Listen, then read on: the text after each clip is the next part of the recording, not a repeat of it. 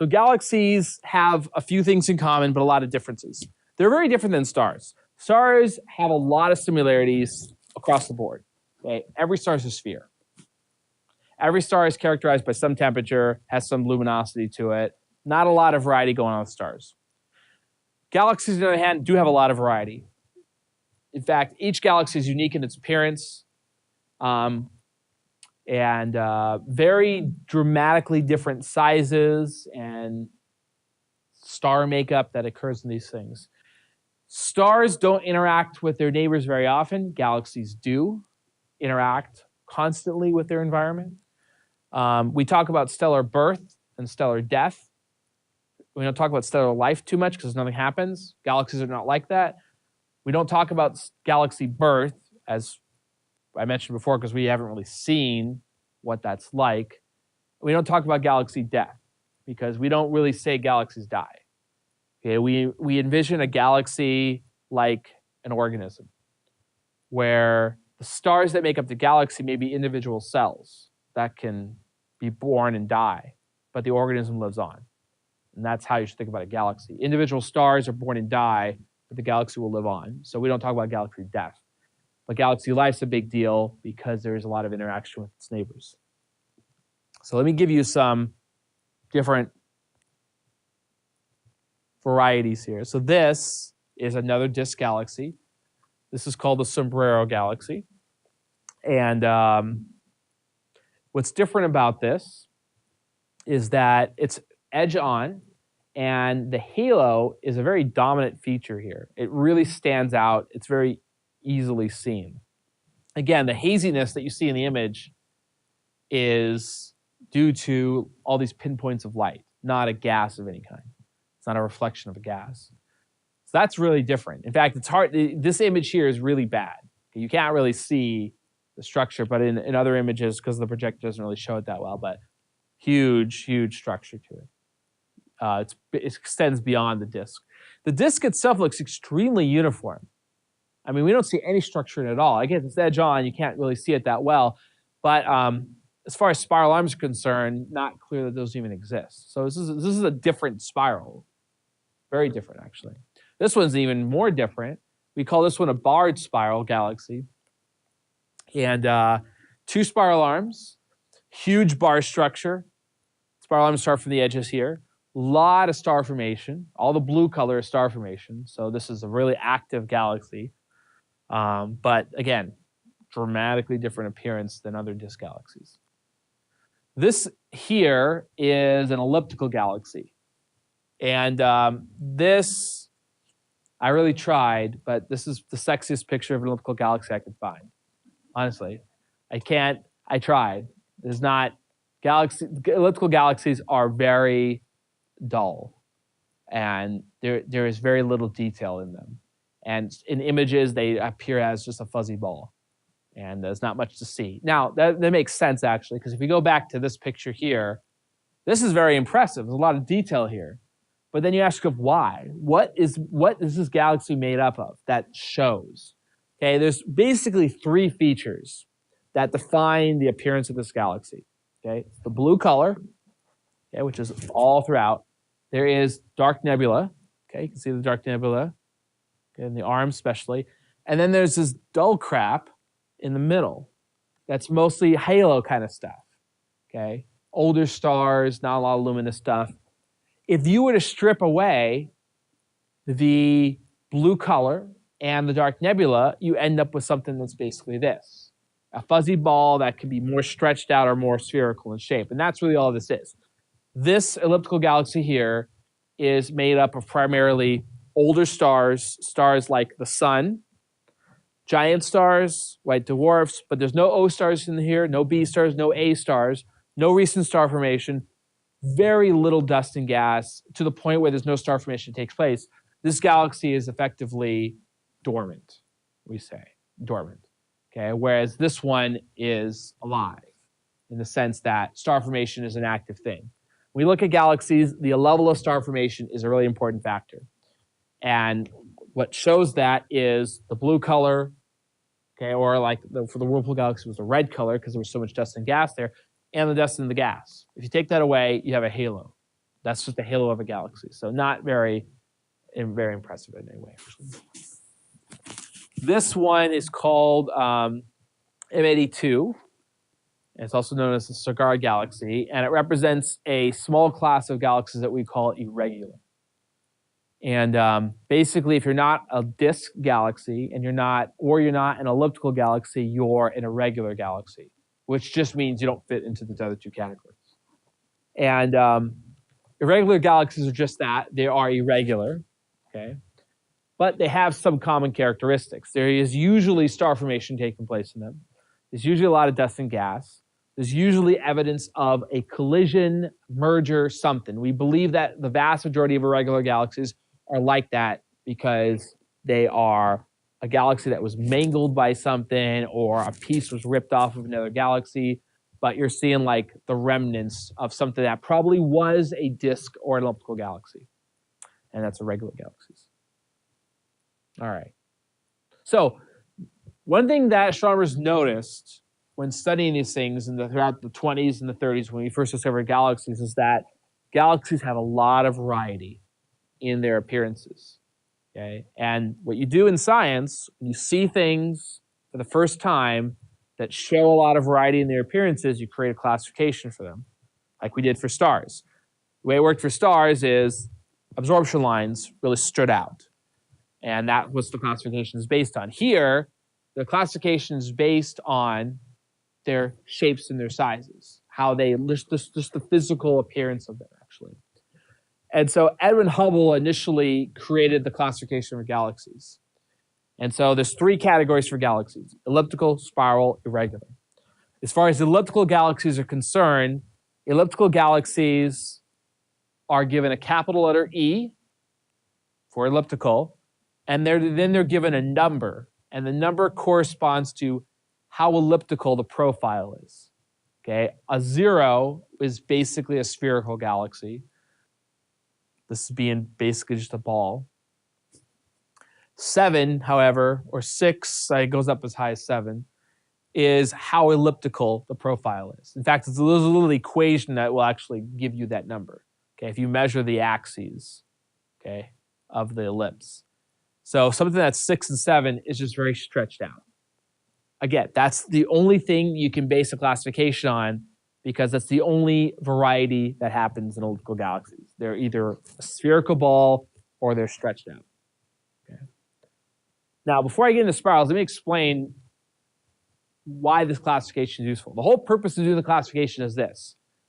We want to just take what we see and develop some kind of pattern there, develop some kind of order. And the hopes of doing that, when we keep that classification and we start to look at them in more detail, something will stand out about why they look that way. Okay, so let me give you, again, another example that there's a couple different ideas you can come up with here. One hypothesis will be this. Every elliptical galaxy is the exact same object. They have the exact same size, shape, everything to them. They're identical. So maybe, for example, I don't know, let's say, I'll use this actually, my little case for, let's say every elliptical galaxy is like this, okay?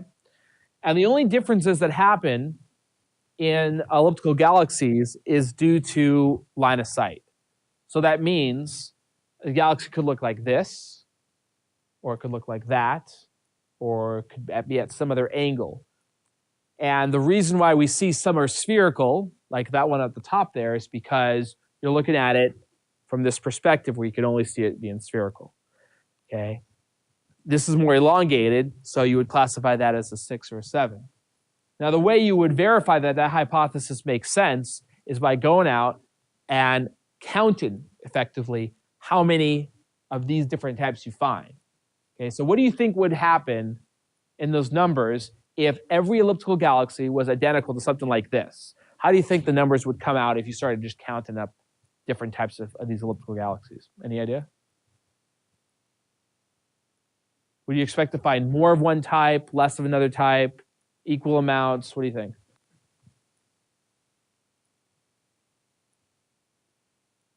Just guess. Say it out loud. Just guess. Shout it. Equal amounts. Right. because these things, you just have to throw them out into the galaxy, they're going to be randomly inclined. So you should have equal amounts of this, and this, and this, and this, and this, and this. So you wouldn't see any differences, really, in the numbers. And that would give some pretty strong evidence for the fact that they're all the same thing. On the other hand, what if, here's another hypothesis, what if they're all spherical? And there's an effect that happens that stretches out some of them. Well, okay, so if you had that as your hypothesis, the way you'd want to go about investigating that is you do number counts. You would want to see a lot of zeros and a lot of ones, very few sixes and sevens. And the sixes and sevens, you would hopefully be able to see them close by other galaxies, indicating that there was an interaction that may have stretched them out or something like that. That would strongly support that idea.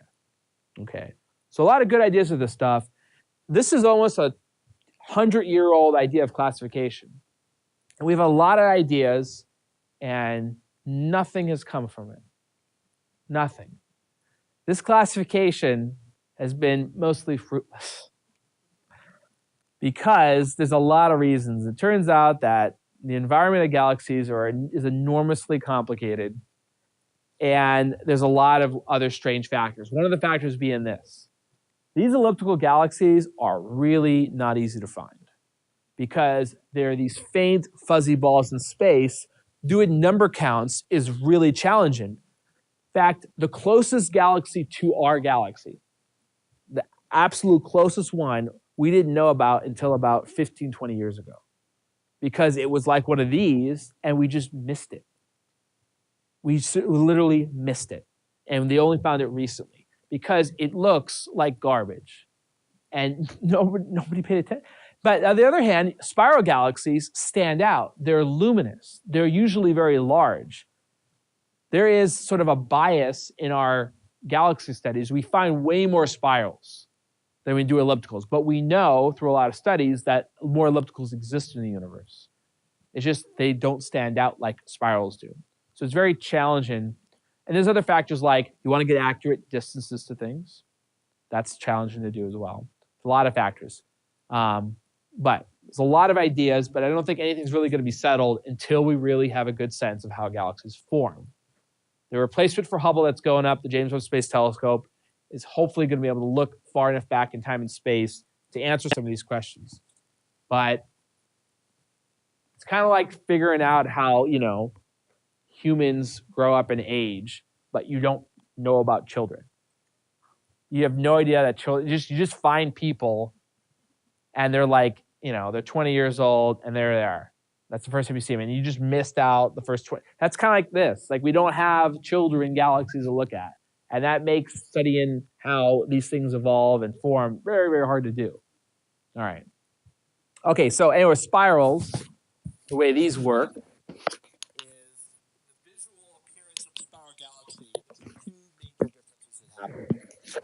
the differences are this.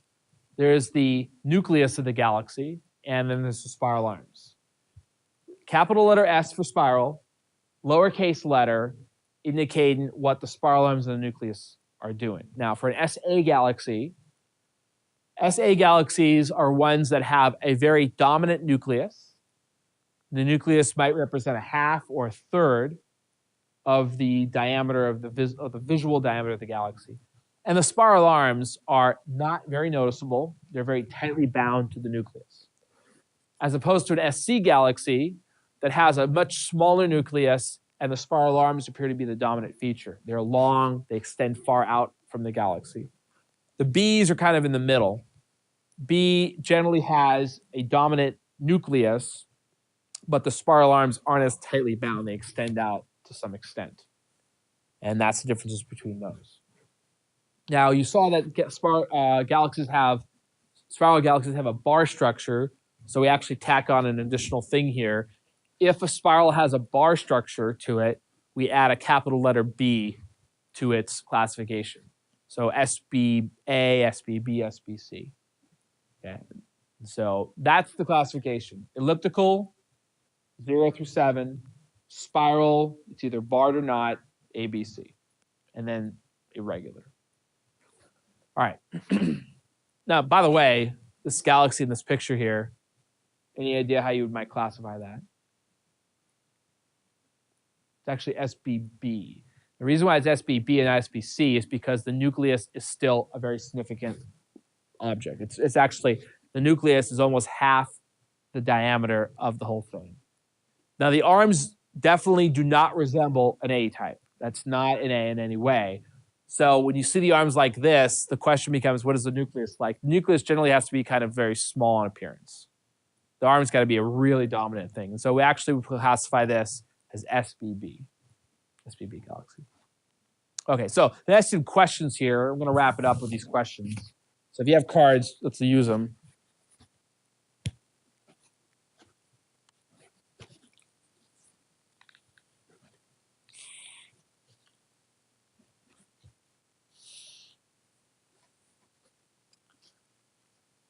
Okay, so this is clearly a spiral galaxy. So I'm not including an elliptical as an option here. But what you want to decide here is if it's A or C and if it has a bar or not. So tell me what you think. Think about that for a little bit.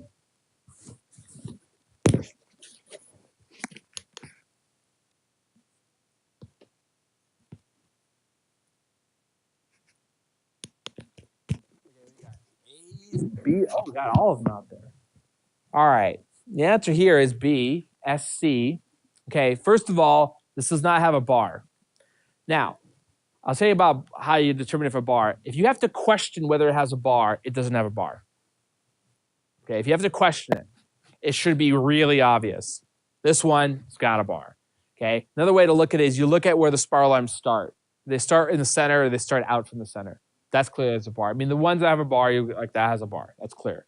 This one, no bar. Okay, the spiral arms start very close to the center. There's no bar structure here. No. Again, like I said, it's clear cut. No ambiguity at all. If you have to question it, it doesn't have it. Okay.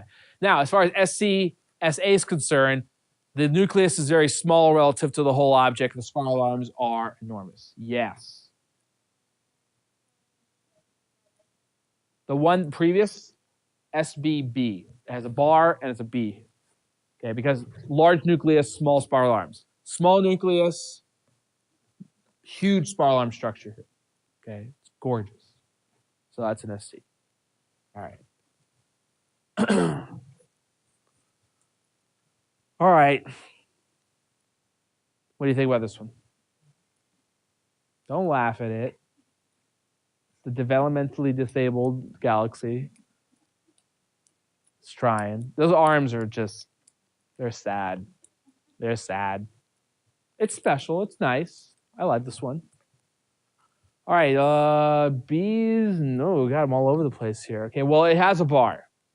It has a bar, right? So, okay, B, C's and D's here.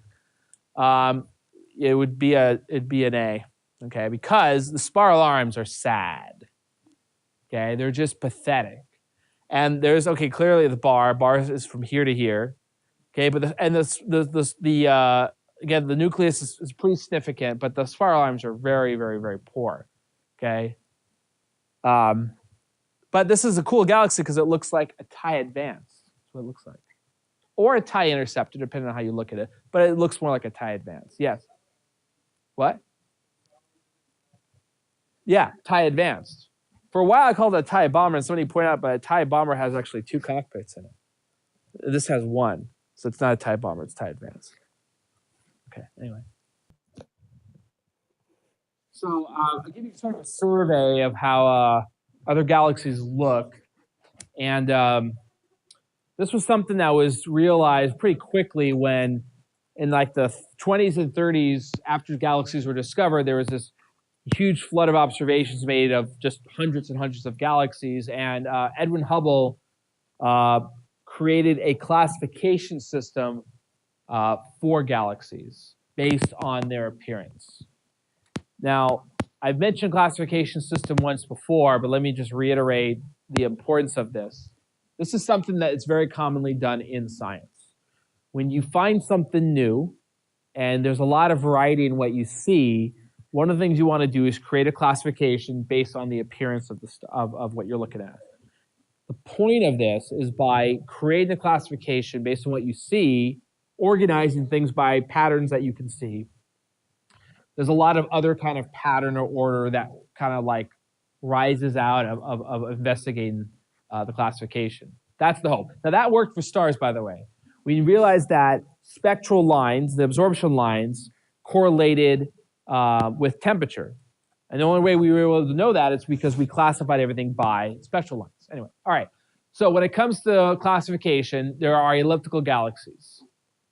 We give them a capital letter E for elliptical, and we give then a letter, not a letter, a number, and the number corresponds to the elliptical shape of the elliptical galaxy. And if it's an E0, we're talking about a galaxy that's mostly spherical. This is an E1, it's mostly spherical, as opposed to this thing down here, which is an E6, meaning it's kind of stretched out in one direction here. In fact, this number is from a little equation right there. Okay, you estimate how wide that is compared to that, and you get an estimate, a number from that. Now, let me give you an example of how a classification system might be useful here, okay? You go out, you find elliptical galaxies, and you start to classify them. Okay, this is an E3, this is an E1, this is an E6, and so on. And there's a couple different ideas you can create for these things, okay? Here's one workable hypothesis. Every elliptical galaxy is the same sort of object. And the differences that we see are line of sight differences. Okay, so what I mean by that is this. Imagine that this represented the structure of every elliptical galaxy. The appearance of the elliptical galaxy is going to be a function of how this is oriented to your line of sight. If you see it like this, you're going to see it's probably more like an E0, E1. But if you see it like that, you're going to call it an E6 or an E7. Okay? The way you would know this, if that's actually true or not, is you observe elliptical galaxies and you make counts. How many E0s are there? How many E1s? How many E6s? Okay. Now let me ask you a question here. If every elliptical galaxy was really like this, how would you expect those counts to come out? Whether you think there would be more of one type or sort of an equal number. What do you think? Any idea? It would be an equal number, right? Because you would see the same object just kind of randomly inclined to you. So there wouldn't be any preference over a certain configuration. Imagine just take the same, just take millions of these things, just throw them out into space. Some will be like this, some will be like this, but there should be equal numbers. And if we find that there are equal numbers all through these types, then it probably is a single object shaped like that, but could be oriented differently. Another hypothesis is this, that all elliptical galaxies don't look like this at all. They actually are balls. Okay, they look like a sphere. And that maybe a nearby galaxy can pull on one of these and stretch it out. And that's how these form. Okay. Now, working with an hypothesis like that, when you make observations, what you expect to find is that E1s and E0s are really common, and the ones down here are not very common. And beyond that, not only would these not be very common, but you should be able to look around that galaxy and probably see an interaction, a recent interaction. Maybe there's another galaxy that's off to the side here that's actually pulling on that to create that shape. Okay, so anyway, that's kind of the purpose of doing the classification. Okay, you base, on what you see, and then you try to work on some ideas. So the classification system is almost 100 years old now, and it so far has yielded nothing. We know nothing about galaxies because of their classification. There's been all sorts of ideas about how ellipticals form, how they may change. For a while, it was believed that spirals and ellipticals could morph into each other, and that doesn't appear to be the case. So a lot of this is the result of not having enough data. These ellipticals here are not very easy to find, actually. In fact, the closest galaxy, technically, the closest galaxy to us, we didn't find until about 15, 20 years ago. We just didn't see it. Because these things here are faint, fuzzy. They're very difficult to make out, especially when they're mixed, when they appear, behind a bunch of nebula. It's really hard to make them out. But yeah, the closest one to us, we didn't see it until recently, because it was behind the center of the galaxy, and all the dust and gas in our galaxy just kind of obscured it, so we didn't know it was there. So it's hard to do counts of these things because it's just hard to find them. They're faint and they're hard to see. All right, anyway. Okay, here's how the spirals look.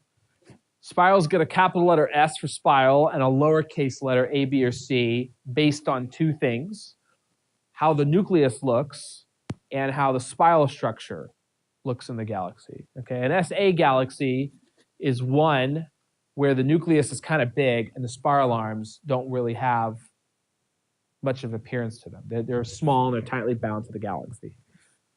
As opposed to an SC that has a small nucleus, but the spiral arms are a pretty big structure. They're very noticeable. Okay, that's the differences. Now, a B is like in the middle. A B is typically a galaxy with a big nucleus, but the spiral arms are not that tightly bound. They kind of extend out more than you would expect. But yeah, SCs really stand out. Okay, their spiral arms are like these beautiful flowing manes of spiral arms. Okay, they usually look very impressive. All right. Oh yeah, sorry. So we have these three types of spiral arms. And again, we have no clue why they're like that. That's the way we classify them, and we have not really yet figured out why they're like this. All right, in addition to the spiral structure, as you saw before, some of these galaxies have bars. So it's an additional part of the classification. If a galaxy has a bar, then we add that to its classification. So there can be SBA, SBB, SBCs. Capital Bs indicate that it has a bar in it. Okay. So this picture here, what do you think that is? What would you classify that as? What do you think?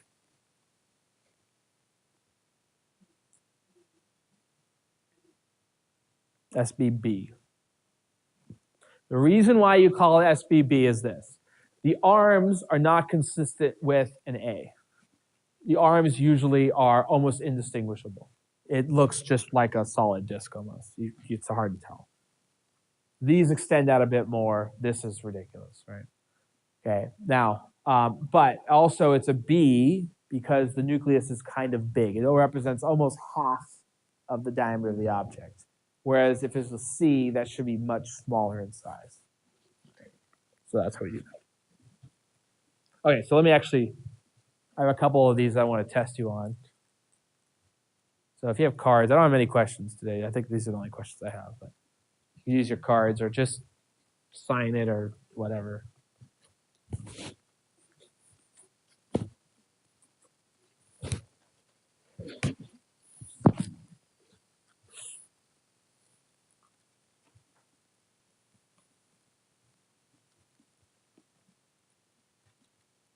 There, what do you think this thing is?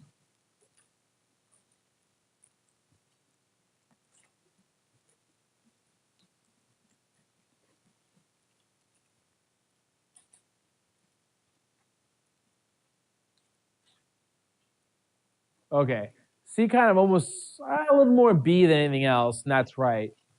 Okay, so let me explain what's going on here. First of all, the answer is not C or D. This does not have a bar. Now, let me give you a good rule on determining whether a galaxy has a bar. If you have to question whether it has a bar, it doesn't have a bar. It should be really obvious that it has a bar. If you have to question it, no bar. Okay, so this doesn't have a bar. The spiral arms are about as close as you can get to the center. I mean, they're real close to them. Now, SC or SA. Well, an SA should have a large nucleus and pathetic spiral arms. That's not. This is the flowing, beautiful mane of spiral arm that I mentioned before. It's very pretty. The SC, small nucleus, big spiral arms. That's consistent with that. Okay. What about this one here?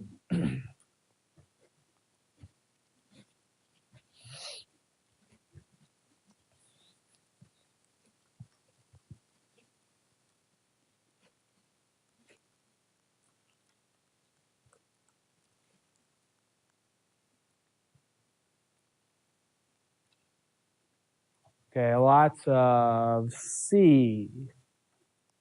Looks good. C. All right, what's going on here? This has a bar. Okay, you can see because it looks like a spiral arm got broken. It's like a 90-degree angle here. By the way, a lot of the bars have that appearance, like 90-degree angles almost. Bar goes this way, spiral arm goes down like that. So there's like a very sharp edge. So there's definitely a bar. Okay. Now, is it an A or is it a C? These spiral arms are pathetic, right? That's sad, almost. You almost feel bad for this galaxy. That's not consistent with the C type. This is an A, okay.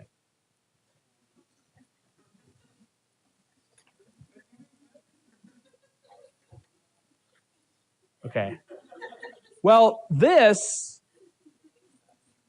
looks like, if I had to name it, the TIE Advanced galaxy. TIE Advanced. Am I right? It's a TIE fighter. But it's a TIE Advanced. It's not a TIE fighter. It's not a TIE bomber because they have double cockpits. It's not an interceptor because it doesn't have the rounded wings. It's an advanced. Right? We're almost there. No, that's my name. There's no way I let anybody you guys are privy to that knowledge, but nobody else. Okay. Anyway. On the way. Okay. Yeah. In fact, this looks like when Vader got hit and then he's spinning out of control. Right? Okay, whatever. Whatever. You guys are taking astronomy. You have to like let the geek out a little bit. Come on. Okay. Now, you saw the full classification. It's elliptical, it's spiral, has a bar, doesn't have a bar. These descriptions here are not technically part of the classification, but they are descriptions that are pretty common that we give galaxies. So the one on the left here is called the Grand Design Spiral. The Whirlpool Galaxy is a Grand Design Spiral. Grand Design Spirals are typically SC galaxies, but the SC galaxy has very organized structure to its spiral arms. In fact, they generally are symmetric. So if I were to cut this galaxy in half right to the middle here and flip the top, you'd create a mirror image. And that's generally how these things look. So Grand Design Spirals. This one over here is, we call this a flocculate galaxy. And these are spirals, but they can be sort of any type, S, A, B, or C. But generally, the appearance of these is the features are very poorly defined. It's like somebody drew it and then they smudged it. Okay, it's just the features get kind of washed out. There's a lot of mixing that happened for some reason, and a lot of the detail that was there is gone. So it's not a poor resolution image. It's like the materials got smudged around.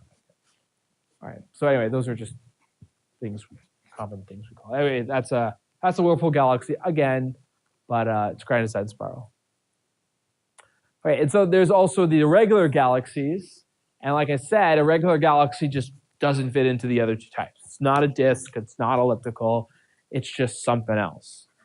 Now, while it's something else, the regular galaxies do have a few characteristics to them that are pretty common. Okay, so usually you have very active star formation in these things. Sometimes we refer to this as a starburst galaxy, where it appears the entire galaxy is undergoing a star formation event, not just parts of it. Okay, this would be a good example of a starburst galaxy. I mean, it's just this blue color just everywhere in this thing. So also, they tend to be small in size, and they tend to show a lot of evidence of an interaction. This one down here, excuse me, is called the Antennae galaxy. And it's called that because it has these two features that extend out from the center portion of it. This Hubble image was taken, and what we can see here is we can see that these are two spiral galaxies that are merging together. These are the two different galactic nuclei, which, by the way, are now active. And they're spewing out a lot of matter. So that's their active stuff here. Yes.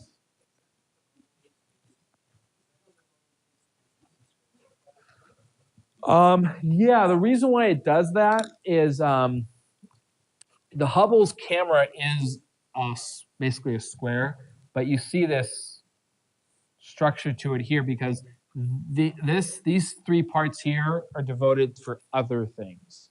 One of the things they're devoted to is tracking. So when the Hubble takes an image, it probably was looking at some star that's here, and they use it for guidance. So they make sure that part of the camera stares at that star, and it makes sure that the telescope doesn't move significantly. Because if they just are taking an image of the galaxy, it's possible that the telescope will kind of move out of the way and smear the image sun. So all this stuff is devoted to other things, mostly for guidance. But yeah, that's why it always looks like that. Okay.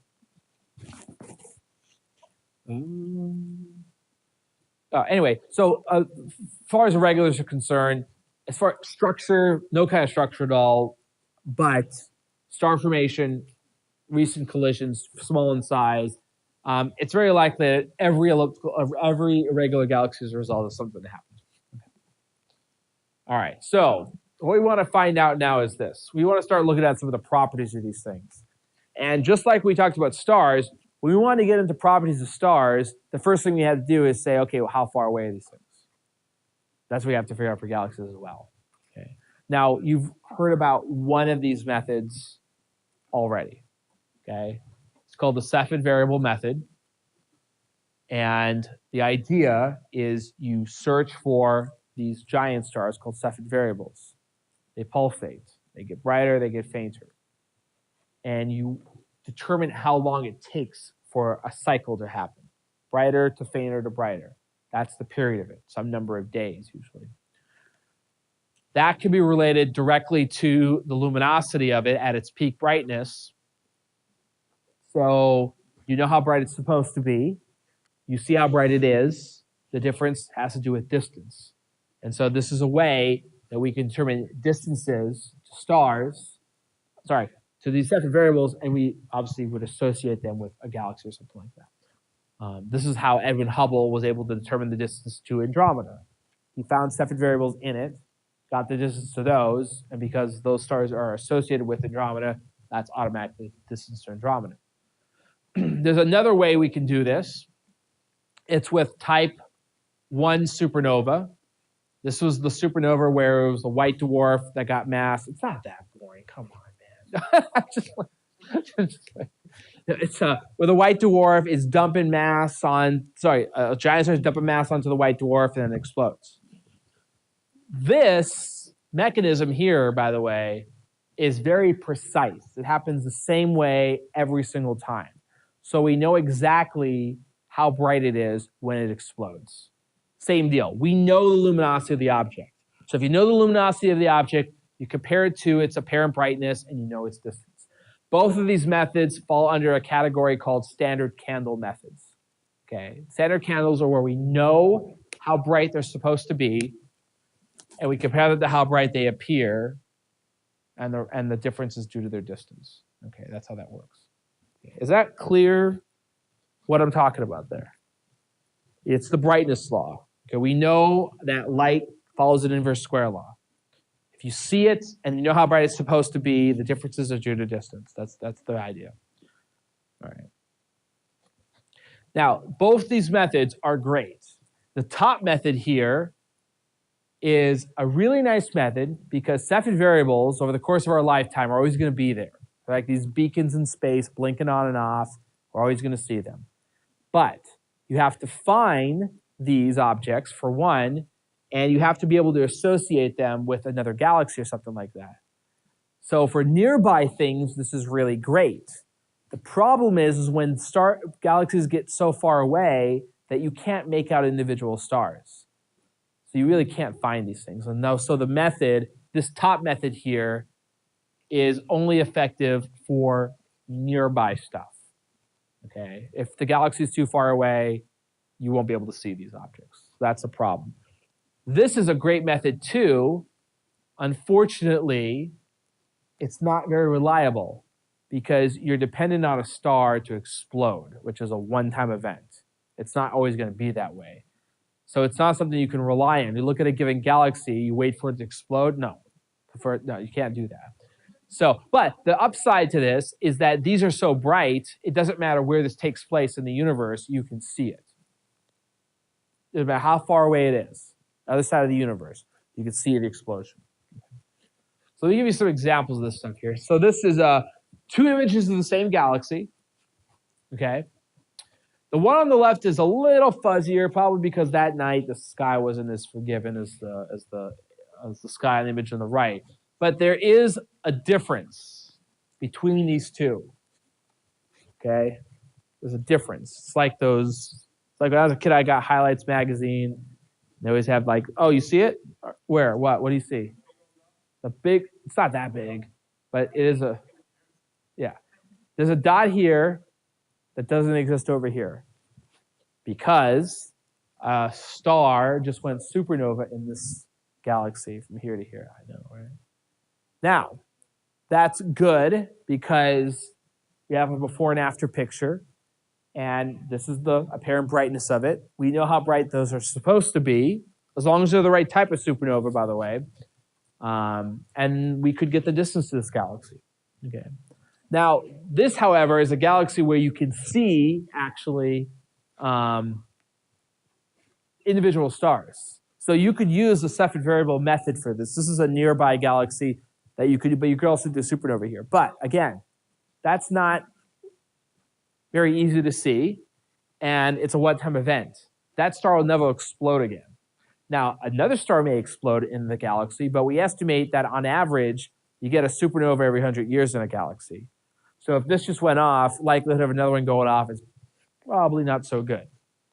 So that's a limitation. Okay. Now, because this is such a good method, though, there's actually two different telescope facilities that have been set up that are entirely devoted to doing this. What they do is they take images of galaxies every single night. And we've been doing this for decades. And we watch and watch and watch for a supernova. And they look at a lot of galaxies over the course of a night. They look at hundreds of thousands of galaxies. And they find supernovas all the time. Because if a large enough sample, you'll see them all the time. So the idea is you're out at a telescope, you're studying some particular galaxy, you want to know how far away that galaxy is. You can't hope for a supernova to go off that night, but hopefully one went off maybe 10 years ago. And you look up in the catalogs for these telescope facilities, and yeah, they found one that went off. So this is something that we constantly monitor for galaxies, hoping for a supernova to go off so we can get their distances. But this is one method here. Okay. Now, this picture here is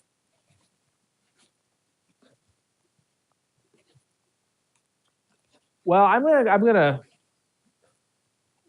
use a little hyperbole here, but this is arguably one of the more impressive pictures that mankind's ever taken. Let's put it that way. This is a very impressive image. This is called the Ultra Hubble Deep Field. This was an image taken by Hubble, a special image actually taken by Hubble, of sort of the deepest regions of the universe. Now, so let me tell you how this image was created here. Near the Big Dipper, okay, actually underneath the handle of the Big Dipper, is a region of sky that's always known to be very dark. There's just not a lot of stars there. It lies above the galactic plane. So being above the galactic plane, there's not a lot going on star formation-wise. So it's just generally very dark. And so a group of astronomers had this really stupid idea that they would spend almost $500,000 to take Hubble and to stare at that spot for about 10 straight days and just see what they found. Now, Hubble is, these things are expensive. I mean, when I worked at Keck out in Hawaii, the big telescope there, every night was $44,000. That was just, you get to use it, but you have to go. So Hubble is more expensive than that. So 10 straight days, we're approaching $500,000 here. So this is not like I don't know who decided this was a good idea, but whatever. The hope was, if you take a long enough image, you would be able to pick up light from really distant things. And that's what we did. So this is the result of Hubble staring at this one tiny spot in the sky for 10 continuous days. And this is a small portion of sky, by the way. So I think if you were to, I don't know, like the tip of your pencil, okay? Tip of your pencil at arm's length. How much sky does that block? That's how much sky is in this image. It's very, very small, actually. What? Well, yeah, the further you go back, the more and more stuff you're including. So yeah, while it sounds small, yeah, you're right. You are including quite a bit of stuff the further you are away. Now, in this image, there's only 5 stars. There's only 5 stars that you can tell. That's a star. All the ones with diffraction spikes are stars. Star, star, star, star. Where? Where? Where? Where? Over here?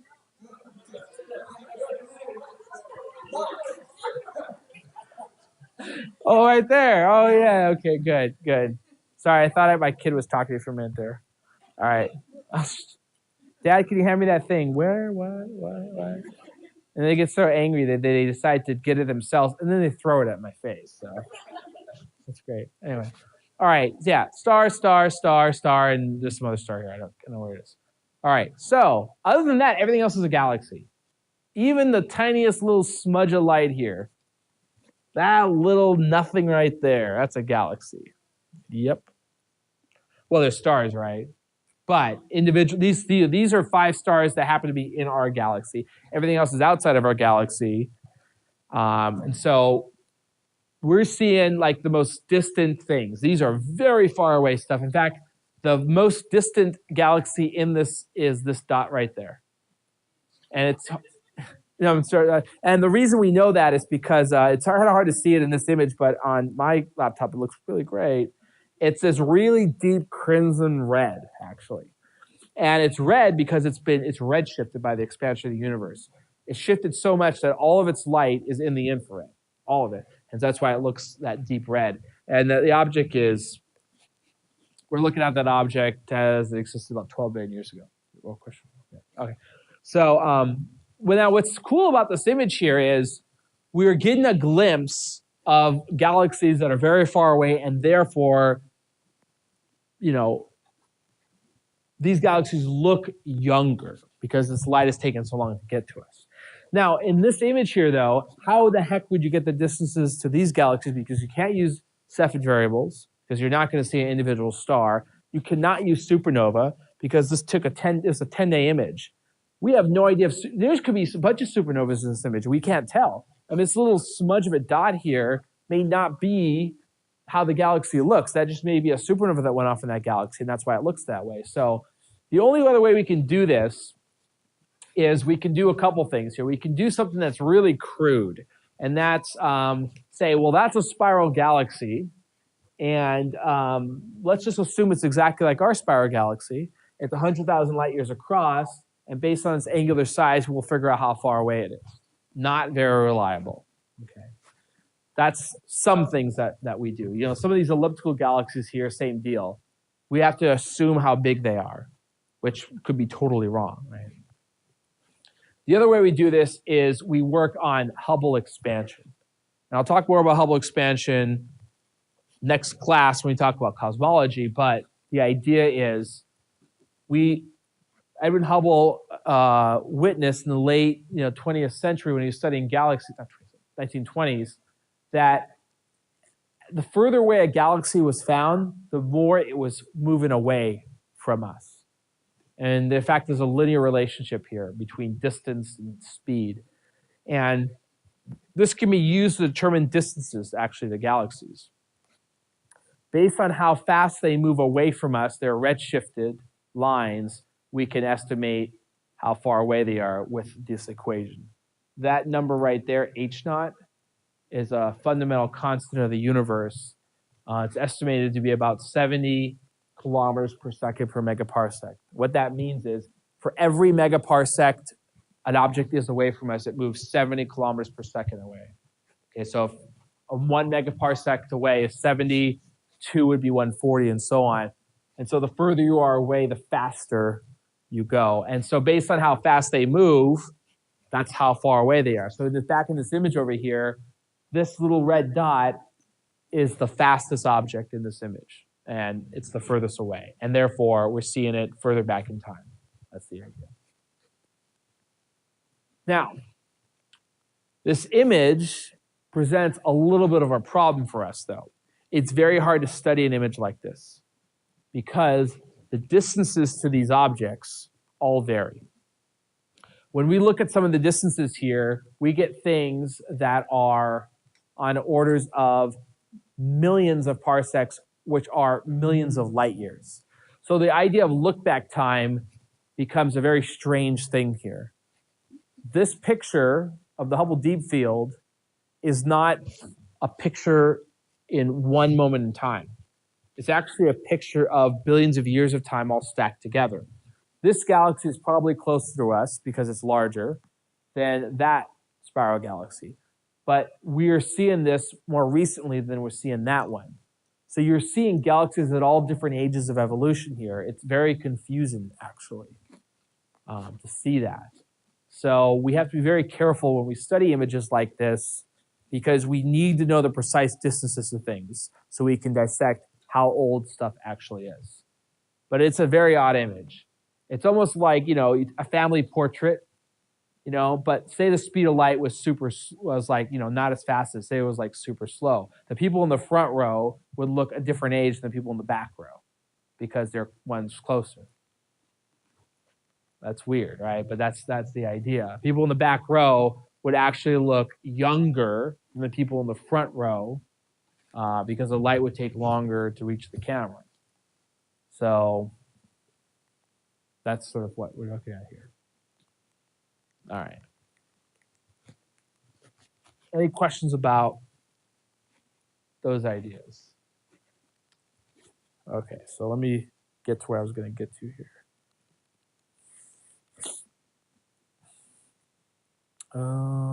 Yes. Okay, so as I mentioned, galaxies don't exist in isolation. Galaxies always exist with other galaxies. We call these clusters. There's two types of clusters. There's rich clusters, which contain sometimes upwards of 1,000 galaxies in a space that's about 3 megaparsecs across. Now, given that a large galaxy would be 1/10 of a megaparsec across, this is an extremely dense region. There's poor clusters, which contain far less, usually, than thousands of galaxies, and they have a similar size. We live in a poor cluster. We live in what's called a local group, which is visualized here. This is what our environment's like. There's us. We have a group of a lot of little dwarf elliptical galaxies, little irregular things that surround us. And up here, a couple million light years away, are Andromeda and Triangulum. These are big spiral galaxies like us, and they also have, a group of little things that run with it. And this is what a local group is like. It's about 30 galaxies. Not all of them are shown here, but it's about 30 galaxies. And the dynamics of this group moves as a group.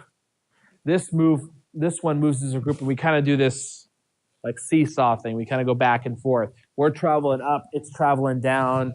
We kind of like are in orbit about each other. And we can tell that we've actually passed by each other a number of times. And in fact, all these little things that we see here, we believe are the result of us playing a tug of war with these two things repeatedly. And that's where all these little things exist. We pass by each other and we throw matter off of each other, and then they form into these little tiny galaxies around us. But we think that that's going to come to an end, And let me tell you why.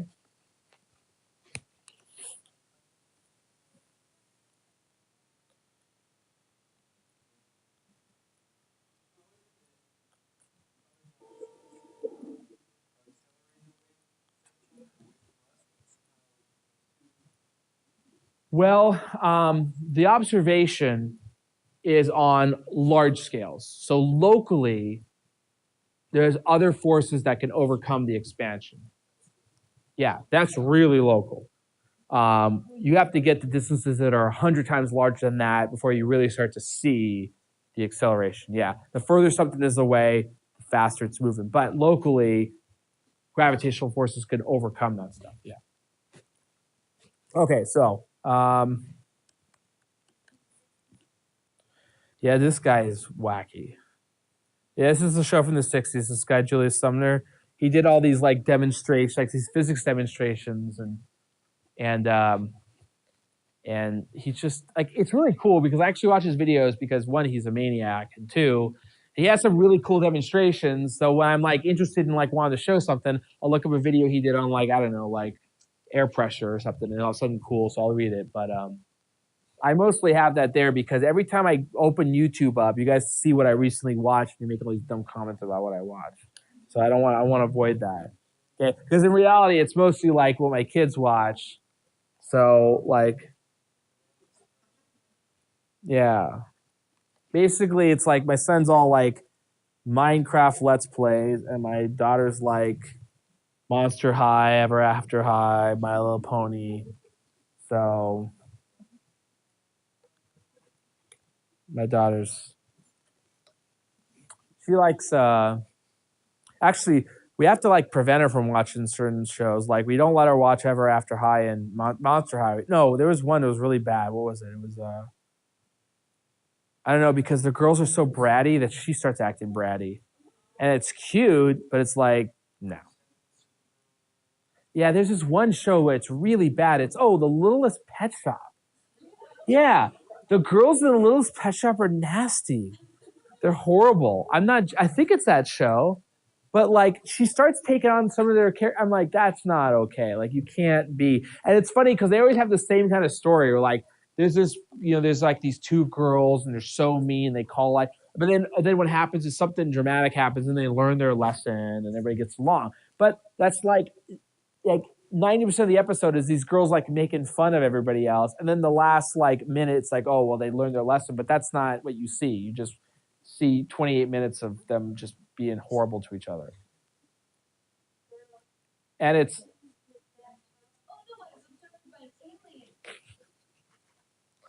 all right. So this is a simulation.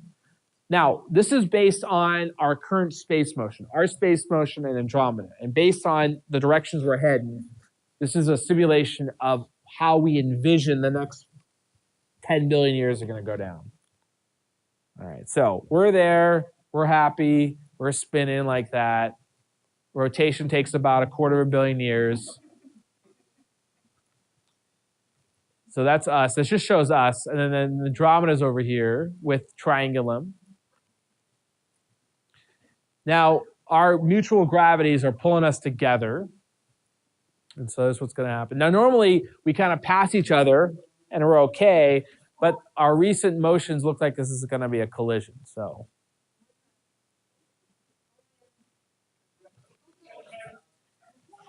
now, actually, what's extraordinary about this is that's normally what happens, and we stay further out. So that's another pass. We won't collide. But what happens is the more we do that, the more that kind of winds down until we actually get a collision. So, yeah, no, he's great. He's like, I'm glad I'm not part of this. Okay, so a few things are happening here. One, watch again what's happening here. Yeah, well, there's a big deal. It's blue and it's yellow. There's a reason for that too, actually. So they cross each other, and you can see, look at all the distortion that takes place. I mean, that's why the spirals never look the way they do, because of all the distortion. So they're going to pass again, and you can see a lot of material just gets flung around. Now, that's a lot of stars, but it's mostly a lot of the dust and the gas. And what's happening here is this. Well, this is what happens. When you mix together two galaxies, okay, the stars in those galaxies will have no idea what's going on, and they will not collide, okay? Because you remember, stars have these huge spaces between them, okay? On average, it's like 10 million times the size of a galaxy is the average distance, of a star is the average distance to the star. So if you were to take two galaxies and mix them together, you reduce that distance by maybe, a factor of 2. So that means stars are still really far apart. And we believe that stars will not come in contact with each other when those two things. But when you mix that stuff, you do double the density of the interstellar medium. And that is increasing the gravity. And so what is happening in that image there is a big star formation event that's going to occur. And virtually all of the dust and gas is going to get used up at once in a massive star formation event. But when that happens, that uses up most of the dust and gas, and we believe that our galaxy, our two disk galaxies, will collide together and transition into a giant elliptical galaxy, where there's no dust and gas anymore because it got all used up in that one big star formation event, and the spherical structure will be the result of colliding several times and mixing all that material into basically a big ball. Now that's the estimate, okay, and so it's that's just based on the observations of how things are moving right now. Anyway, this picture here is an example of a rich cluster. This rich cluster, there's a lot of galaxies usually in them, and what you'll notice is it's mostly elliptical galaxies. And it's one of the things we're going to see here that was predicted in the video. Spiral galaxies merging together likely gives rise to elliptical galaxies. There's usually a giant elliptical in the center, lots of other ellipticals around it. There's actually something else going on here that's very odd. There's these weird arcs in here. What? Yes. What's happening here is there's so much mass in this cluster that it actually affects the space-time around it, and it causes a lensing effect. This is similar to what the black holes do. When you have a high enough density of matter, you create distortions in space-time. And so this creates an effect that we call gravitational lensing. These are galaxies